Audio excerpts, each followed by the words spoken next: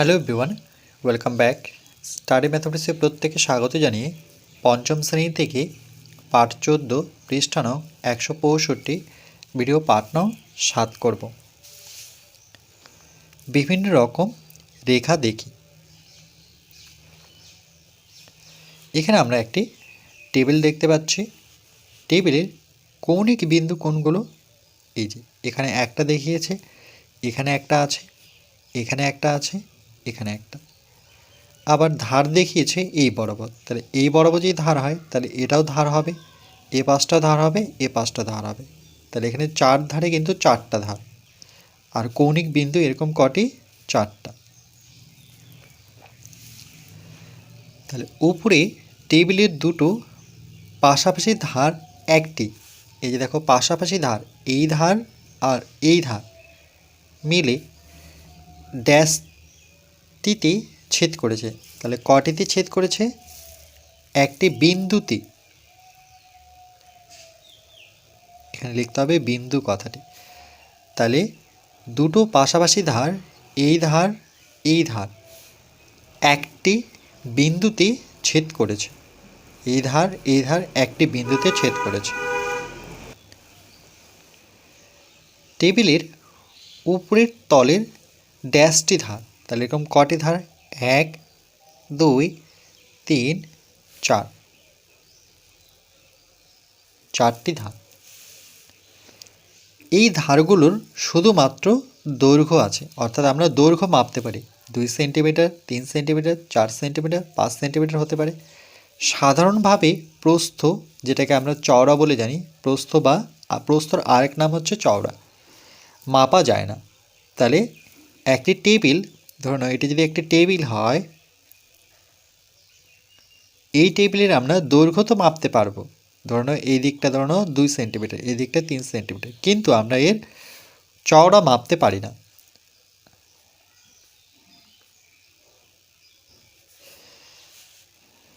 তাই এই ধারগুলোকে ড্যাশ বলবো। তাহলে এই ধারগুলোকে আমরা কি বলবো? যেহেতু একটি দাগ দেখতে পাচ্ছি, তাহলে এটাকে আমরা রেখা বলবো।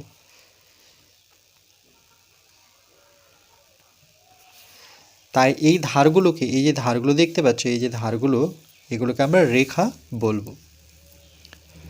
পাশের পাথরের ধার কিন্তু উপরের টেবিলের ধারের মতো নয়। বলছে পাশের পাথরের ধার, এই যে পাথরের যে ধারগুলো দেখতে পাচ্ছি, এটা একটা পাথর, তার ধার কিন্তু টেবিলের মতো নয়।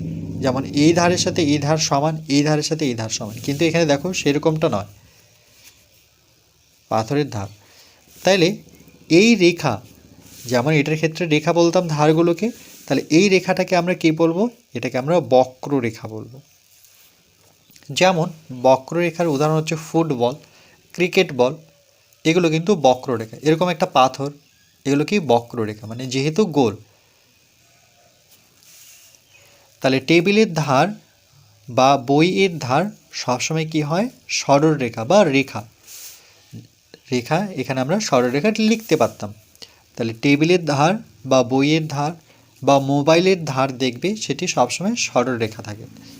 তাহলে জানলাম কি আমরা?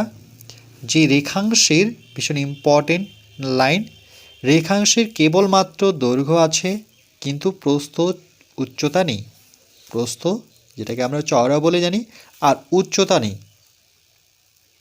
ভীষণ ইম্পর্টেন্ট একটা লাইন, এটা মনে রাখবে যে রেখাংশের কেবলমাত্র দৈর্ঘ্য আছে কিন্তু প্রস্থ উচ্চতা নেই। রেখা দু রকম হয়, এটাও ইম্পর্টেন্ট। একটা হচ্ছে সরল রেখা আর একটা হচ্ছে বক্ররেখা। বক্ররেখা কোনগুলো? Football, cricket ball. সরলরেখা কোনগুলো? টেবিল, মোবাইল, বই, স্কেল, টিভির রিমোট, এগুলো সবটাই সরলরেখা। Blackboard, white board, pen, pen কিন্তু বক্ররেখা, এটা ভুল বললাম। এই যে দেখো ঘুরছে, তাহলে কিন্তু এটা বক্ররেখা। এই যে এক জায়গায় স্থির থাকছে না, তাহলে এটাকে বলবো বক্ররেখা। স্কেল হচ্ছে সরলরেখা। এরপর পৃষ্ঠা নাম্বার 166। সরলরেখার একটি বিন্দু থেকে অপর বিন্দু যেতে কোনো দিক পরিবর্তন করতে হয় না। এটাও ইম্পর্টেন্ট লাইন। যে একটি সরলরেখা, ধরো আমি এই দিক থেকে সোজা বিতে পৌঁছে যাবো, বা বি থেকে যদি যাই তাহলে সোজা এতে আসবো, তাহলে কোনো দিক পরিবর্তন করতে হচ্ছে না, মানে একই দিকে যেতে হচ্ছে। বক্ররেখার ওপর একটি বিন্দু থেকে ওই রেখা বরাবর অপর বিন্দুতে যেতে ক্রমাগত, মানে বারবার, ক্রমাগত কথার অর্থ হচ্ছে বারবার দিক পরিবর্তন করতে হয়। এটা একটি বক্ররেখা। যেমন আমি এখান থেকে হাঁটতে শুরু করলাম, তাহলে দেখো এভাবে আমি বেঁকে যাচ্ছি, এভাবে সোজা যাওয়া উচিত ছিল, তারপর আবার বেঁকে আসলাম, আবার নিচের দিকে আসলাম, তাহলে দেখো বারবার দিক পরিবর্তন। এবার উপরে উঠলাম, হঠাৎ আবার নিচে নামলাম, আবার উপরে উঠতে উঠতে আবার নিচে নামছি। তাহলে সিডি একটা বক্ররেখা। তাহলে বক্ররেখার ক্ষেত্রে কী হয়, ক্রমাগত মানে বারবার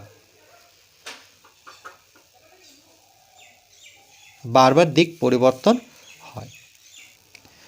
তাহলে আমরা এখান থেকে জানলাম যে সরলরেখা কোনো দিক পরিবর্তন করতে হয় না, মানে সোজা হেঁটে যেতে হয় বা সোজা চলতে হয়। কিন্তু বক্ররেখার ক্ষেত্রে ক্রমাগত বারবার দিক পরিবর্তন হতেই থাকে। এবার দেখি দুটো বিন্দু দিয়ে কতগুলো বক্ররেখা আঁকতে পারি।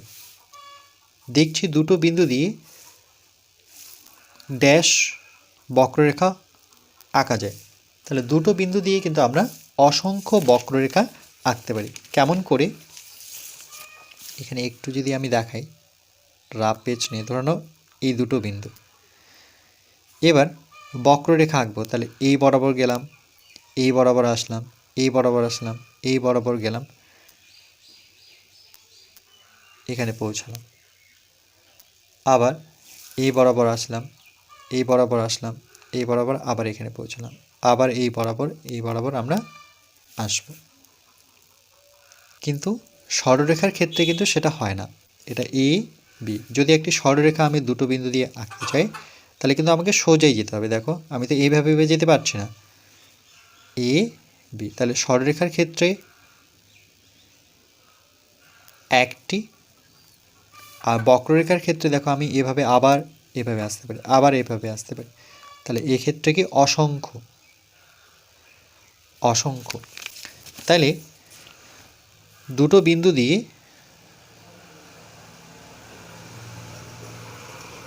অসংখ্য বক্ররেখা আঁকা যায়।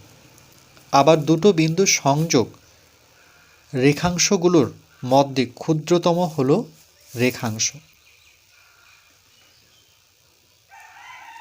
রেখাংশ দুটো বিন্দুর সংযোগ মানে যখন যোগ করব, রেখাংশগুলোর মধ্যে ক্ষুদ্রতম হলো, এটার অর্থ হচ্ছে দুটো বিন্দু, ধরুন এখানে একটা বিন্দু, এখানে একটা বিন্দু, সংযোগ কথার অর্থ হচ্ছে যোগ করো। তাহলে দুটো বিন্দু, এই বিন্দুটার নাম যদি দিই পি, এখানে দিয়ে যদি কিউ, তাহলে যেহেতু সংযোগ করলাম মানে যোগ করলাম, তাহলে এটা কি একটা রেখাংশ। এই জন্য রেখাংশ, যে দুটো বিন্দুর সংযোগ রেখাংশগুলোর মধ্যে ক্ষুদ্রতম হচ্ছে রেখাংশ। বা এটিকে আরেকভাবে বলতে পারি, দেখো এখানে একটি বিন্দু নাম দিলাম এ, আর এখানে একটি বিন্দু নিলাম ধরে নাও বি। এবার এটাকে সংযোগ মানে যোগ করতে হবে। তাহলে দুটো বিন্দুর সংযোগ রেখাংশগুলোর, ধরো রেখাংশগুলোর মধ্যে ক্ষুদ্রতম হলো, এখানে ধরো আরেকটি বিন্দু দিই, একটা নাম দিয়ে দিলাম সি, এখানে আরেকটি বিন্দু দিলাম, যেহেতু রেখাংশগুলোর বলেছে এখানে নাম দিলাম ডি, এখানে আরেকটি বিন্দু দিলাম ই। তাহলে দেখো প্রত্যেকটি কি, এগুলো একটি রেখাংশ, এখান থেকে এটা একটা রেখাংশ, এখান থেকে এটা একটা রেখাংশ, এখান থেকে এটা একটা রেখাংশ, এখান থেকে এটা একটা রেখাংশ। তাহলে কি ক্ষুদ্রতম সব থেকে ছোট ছোট আমরা কি পাবো, সেগুলো রেখাংশই পাবো। তাহলে এটা মনে রাখবে, এই লাইনটা ভীষণ ইম্পর্টেন্ট লাইন, যে দুটো বিন্দু দিয়ে অসংখ্য বক্ররেখা আঁকা যায়, আর দুটো বিন্দু দিয়ে একটি মাত্র সরলরেখা আঁকা যায়, এটা আমরা শিখেছিলাম। আর দুটো বিন্দু সংযোগ রেখাংশের মধ্যে ক্ষুদ্রতম হলো রেখাংশ, এই লাইনটাও মনে রাখতে হবে। এখানে দেখো পাশের ছবিটি দেওয়া আছে যে দুটো বিন্দু দিয়ে অসংখ্য বক্ররেখা আঁকা যায় কেন অসংখ্য। এই যে দুটো বিন্দু পি কিউ, প্রথমে একটা সোজা নিল যেটা সরলরেখা বলে জানি, এটা রেখাংশ বলবো। তারপরে দেখো এইভাবে ঘুরে একটা হলো, আবার আমরা এইভাবে যদি যাই সেটাও কিন্তু বক্ররেখাই বোঝাচ্ছে। তাহলে দুটো বিন্দু দিয়ে অসংখ্য বক্ররেখা অঙ্কন করা যায়।